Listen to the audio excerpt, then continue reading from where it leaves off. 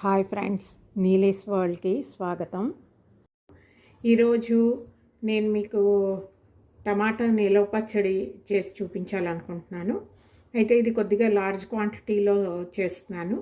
దీనికోసమని నేను ఒక 4 kgs టమాటాలు తీసుకున్నాను. చూస్తున్నారు కదా, బాగా రైప్గా ఉండి బాగా మంచి జ్యూసీగా ఉన్న టమాటాలు ఇవి. సో దేశవాళీ టమాటాలు.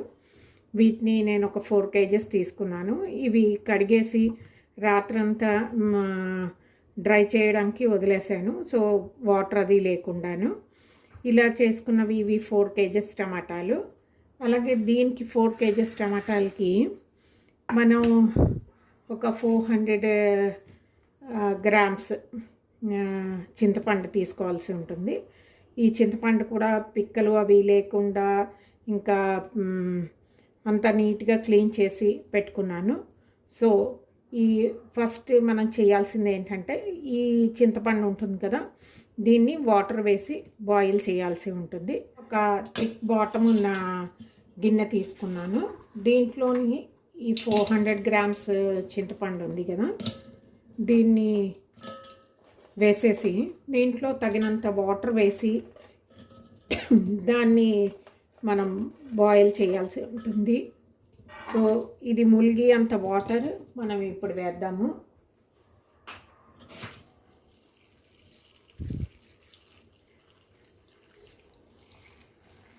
ఆల్మోస్ట్ నేను ఒక 1 లీటర్ వరకు అంత వాటర్ ఇందులో వేసాను. ఇప్పుడు దీన్ని స్టవ్ మీద పెట్టి బాయిల్ చేద్దాము.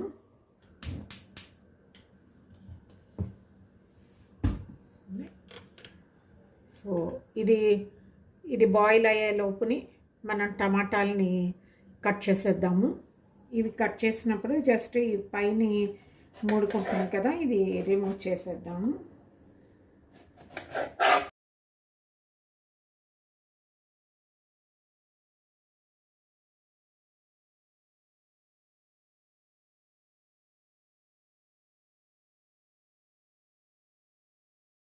మొత్తం టమాటాలన్నీ ఈ సైజు ముక్కల్లాగా తరిగేసాను. ఇప్పుడు ఏం చేయాలంటే, ఈ టమాటాలన్నింటినీ మనం కొద్దిగా నూనె వేసి బాగా మగ్గించాలి. మన చింతపండు గుజ్జు బాగా ఉడుకుతున్నది. సో నీరంతా అయిపోయే వరకు మనం ఈ చింతపండుని ఉడికిద్దాము బాగాను. నెక్స్ట్ ఇటుపక్క స్టవ్ మీద కొద్దిగా పెద్ద సైజుది కడాయి పెట్టాను. జనరల్గా ఏంటంటే, ఈ పచ్చళ్ళకి వాటికి అన్నింటికి కూడా మనము నువ్వుల నూనె వాడితే బెస్ట్. సో కొద్దిగా ఆయిల్ వేసి నువ్వుల నూనె వేసాను. దీంట్లో మనం తరిగి ఉంచుకున్న ఈ టమాటాలు అన్నీ వేసేద్దాము.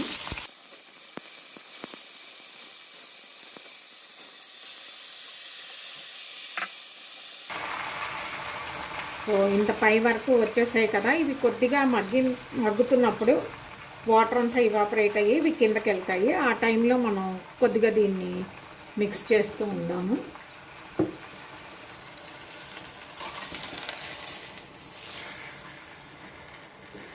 సో మధ్య మధ్యలో మనం ఇలాగా కలుపుతూ ఉంటే ఈ పైన ఉన్న ఇవి కూడా ముక్కలు బాగా మగ్గిపోతాయి. సో మధ్య మధ్యలో కొద్దిగా కలుపుతూ ఉండండి. సో మనం ఇలా సైమల్టేనియస్గా చేయడం వల్ల రెండు కూడా చల్లారి టైం ఒకటే అయిపోతుంది. సో మనకి పచ్చడి చేసుకున్నప్పుడు చాలా ఈజీగా ఉంటుంది. ఈ చింతపండు కూడా మధ్య మధ్యలో కలుపుతూ ఉండాలి, లేకపోతే అడుగు అంటిపోతుంది. మన చింతపండు బాగా ఉడికిపోయింది. సో ఈ స్టేజ్ వచ్చిన తర్వాత మనం దీన్ని స్టవ్ ఆపేయచ్చు. ఆపేసి దీన్ని చల్లారిన వరకు ఉంచేద్దాము. అలాగే మన టమాటాలు ఉన్నాయి కదా, వాటిని ఒకసారి జస్ట్ కలుపుదాము.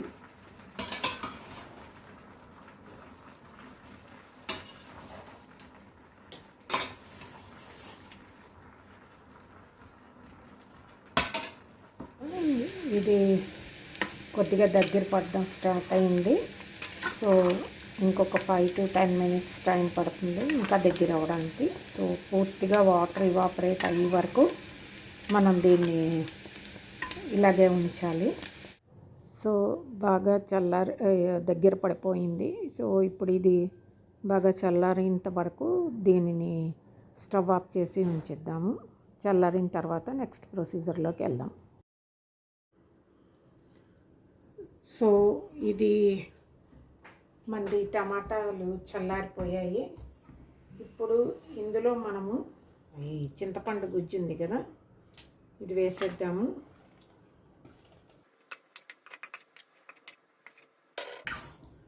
ఒకసారి బాగా కలిపేద్దాము.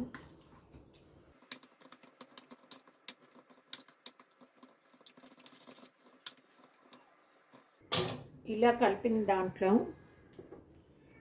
400 grams 4 kgలకి 400 grams సాల్ట్,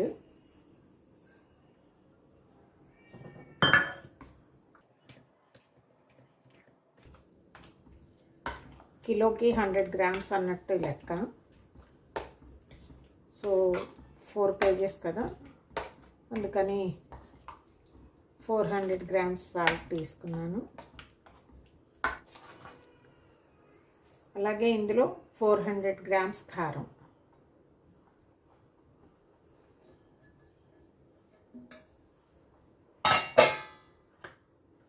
అలాగే ఒక 2 spoons పసుపు.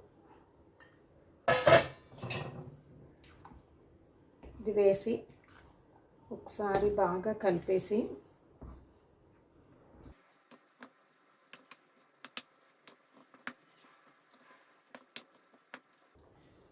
ఇలా కలిపిన దాన్ని మనం మిక్సీలో కానీ లేదు అంటే వెట్ గ్రైండర్ ఉంటుంది కదా, దాంట్లో కానీ వేసి బాగా పేస్ట్లా చేసుకోవాలి.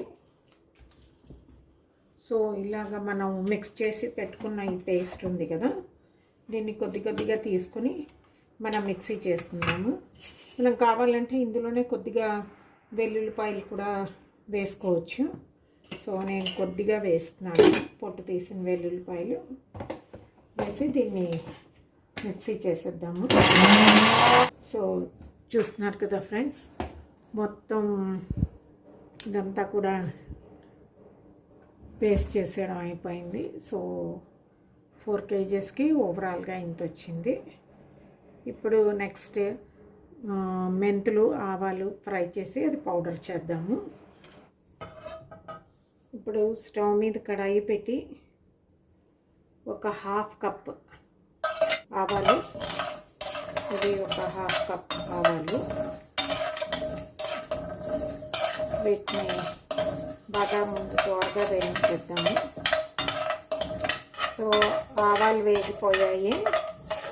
ఇప్పుడు ఈ ఆవాలు పక్కకు తీసేసి దీంట్లో 1/4 కప్పు మెంతులు, ఇవి కూడా దోరగా ఫ్రై చేసేద్దాము. సో మెంతులు కూడా దోరగా వేగిపోయాయి, వీటిని కూడా ఇందులో తీసేద్దాము. ఇవి కొద్దిగా చల్లారిన తర్వాత ఈ రెండింటిని పౌడర్ చేసేద్దాం. ఇప్పుడు స్టవ్ మీద వేరే కడాయి పెట్టి దీంట్లోని ఆయిల్ వేయాల్సి ఉంటుంది. ఇది ఆయిల్ నువ్వుల నూనె. సో జనరల్గా మనకి ఈ పచ్చళ్ళు వీటన్నింటికి కూడా మనం నువ్వుల నూనె కానీ పల్లి నూనె కానీ వాడితేనే వాటి టేస్ట్ బాగుంటుంది. సో ఇక్కడ నేను నువ్వుల నూనె యాడ్ చేస్తున్నాను.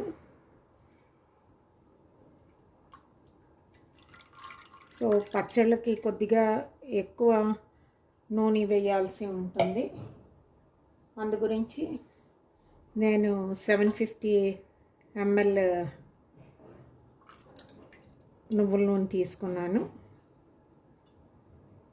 సో ఈ నూనె కొద్దిగా వేడెక్కిన తర్వాత ఇందులో మనం పోపు వేద్దాము. ఇందులో ఫస్ట్ ఆవాలు ఇవి అరౌండ్ ఒక 1.5 టేబుల్ స్పూన్స్ ఆవాలు కొద్దిగా వేగిన తర్వాత అప్పుడు మిగిలినవి వేద్దాము. ఆవాలు వేగడం స్టార్ట్ అయింది.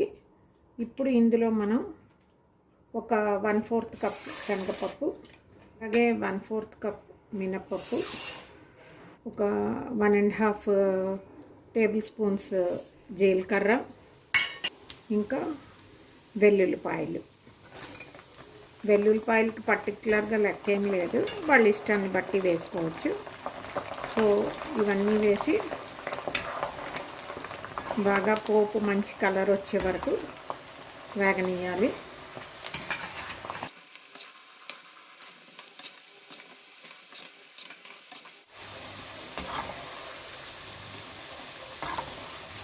ఇప్పుడు ఇందులో ఎండుమిర్చి,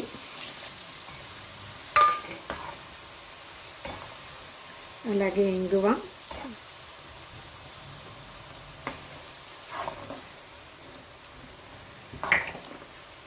కరివేపాకు.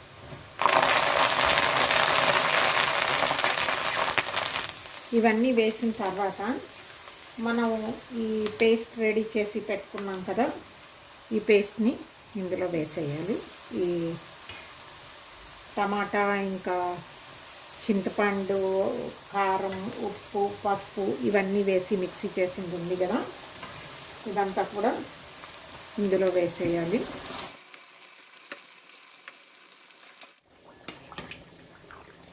ఇది ఇప్పుడు బాగా కలిపేయాలి.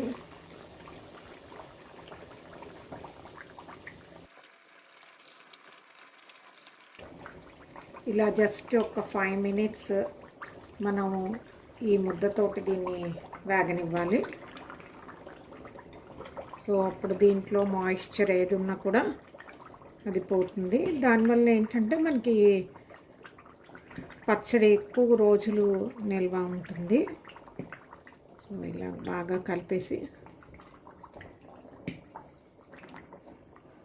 ఇది పచ్చడి అంతా కూడా ఈ నూనెని అబ్జార్బ్ చేసుకుంటుంది బాగాను. సో ఇలాగ ఒక 5 మినిట్స్ అయిన వరకు దీన్ని కలిపిన తర్వాత మనం స్టవ్ ఆఫ్ చేసేయచ్చు.